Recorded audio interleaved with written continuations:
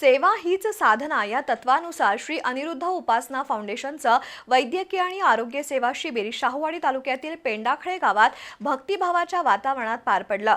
या शिबिरात 427 गावातील 11,853 नागरिक आणि विद्यार्थ्यांची मोफत तपासणी करण्यात आली।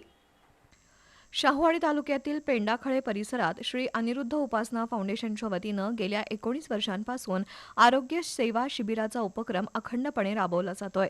श्री अनिरुद्ध उपासना फाउंडेशन, दिलासा मेडिकल ट्रस्ट आणि रिहॅबिलिटेशन सेंटर, श्री अनिरुद्ध आदेश पथक आणि संलग्न संस्थांच्या वतीनं झालेल्या आरोग्य शिबिरात यावर्षी 427 गावांमधील 11,853 नागरिकांनी सहभाग नोंदवला।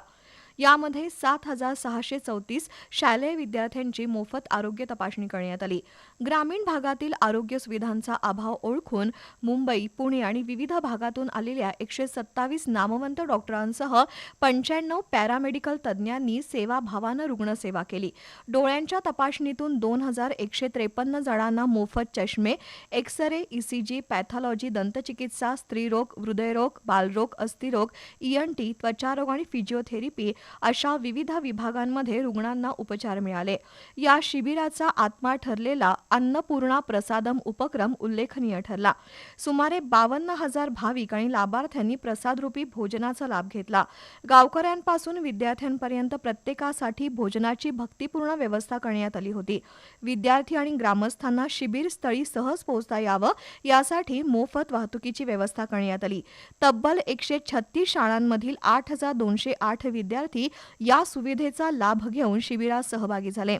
तसंच या प्रसंगी जुनं ते सोनं योजना राबवून शाहूवाडी आणि पन्हाळा तालुक्यातील 100 गावांमधील गरजूंना कपडे, भांडी, स्वेटर, गोधड्या, नऊवारी साड्या, जीवनावश्यक वस्तू तसंच रोगप्रतिकारक शक्ती वाढवणाऱ्या गोळ्यांचं वाटप करण्यात आलं।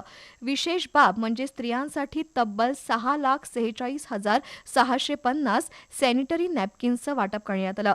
या निमित्तानं पेंडाखळे गावात पुन्हा एकदा सेवेचा दीप उजळून निघाला। आम्ही शिबिरला आलेलो आहोत। आम्हाला येण्या-जाण्याची व्यवस्था केलेली आहे। आल्यावर आम्हाला ऊन लागू नये म्हणून टोपी दिली गेली, खायला बिस्किट दिलं गेलं आणि घालायला चप्पलसुद्धा दिलं। आम्हाला बसण्याची व्यवस्था केलेली आहे। आम्हाला मेडिकल चेकअप केलं। आम्हाला आजारानुसार व्यवस्थित गोळ्या दिल्या गेल्या। आम्हाला